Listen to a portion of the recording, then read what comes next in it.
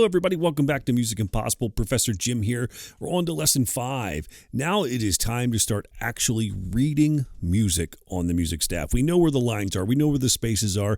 And now we're going to start transitioning into where do the individual notes, the letter names, go on the individual lines and spaces.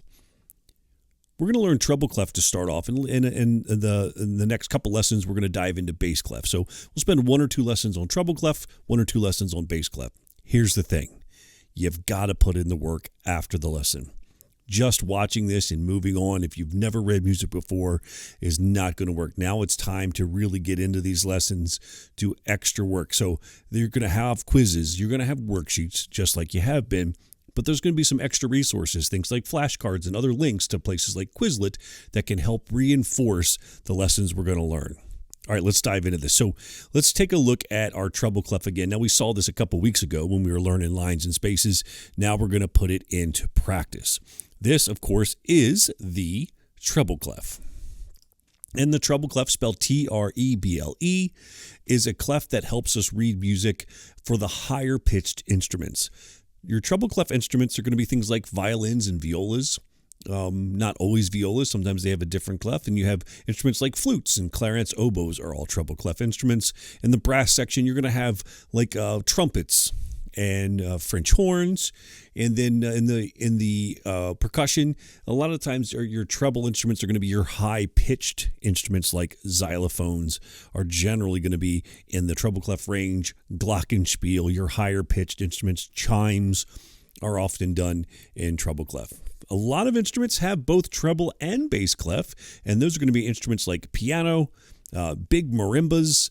You're going to have things like harp also generally has 2 clefs where you have to read both treble and bass clef. All right, so let's get into this treble clef and find out what in the world we need to do. We know that the bottom line is line number 1. Let's replace that with a note. It's going to be the note E. Now, the big trick here is as you go up the staff, just like as you go up the piano, it's going to be in alphabetical order.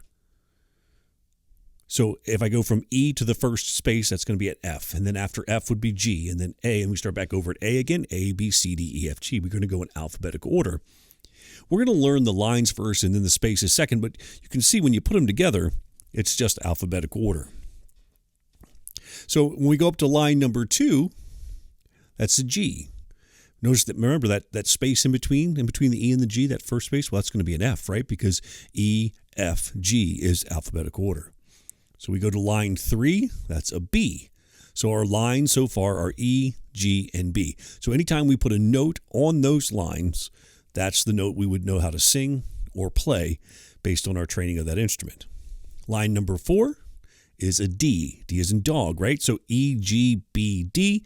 And that top line, that 5th line, is an F. E, G, B, D, F. There's a couple of cute little sayings that are out there that we're going to learn in a few minutes about how to help remember our lines and spaces. Both treble and bass clef have some silly little sayings. Okay, now if we go to space number 1, that is going to be the note F. Space number 1 is the note F. Space number 2, as we go up, and we're counting from the bottom, space number 2 is an A.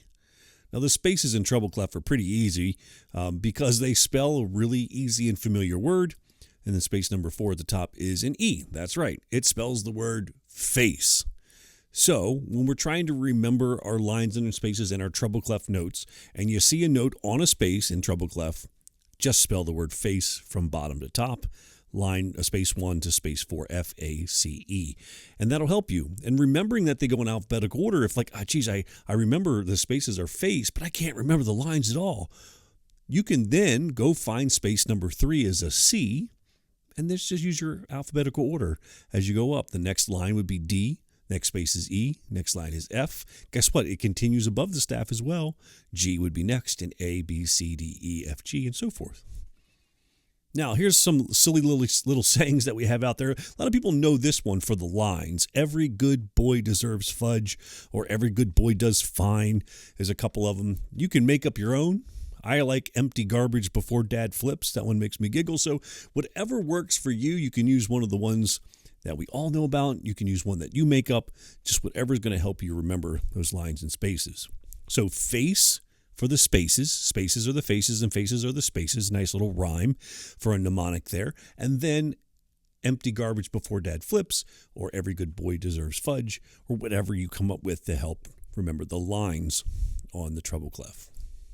All right, so that's our lesson today for treble clef. Here's the thing. Go do the work. Go do the work. Do the worksheets. Do the quizzes. Do the flashcards. Use the resources that are out there. You can even go on to places like Amazon, and maybe I'll throw the link into the assignment section. Go and buy some flashcards. If you like the online versions and you want to go to Quizlet, I'll send a link. I'll post a link for that as well. Just if between now and our next lesson, when I'm going to put a little bit of space before the next lesson, and maybe another 5 days, and every day, memorize. Just spend the next 5 days memorizing treble clef, and I promise you when we get back, you're going to be much more adept at it, and we're going to use some of the skills that we've learned, and we're going to analyze a piece of music, and we're going to learn the notes from a real piece of music, as well as some other terminology to reinforce this treble clef knowledge that we're learning. All right, everybody, that's all I have for you today. Go learn, go do your work. We'll see you next time.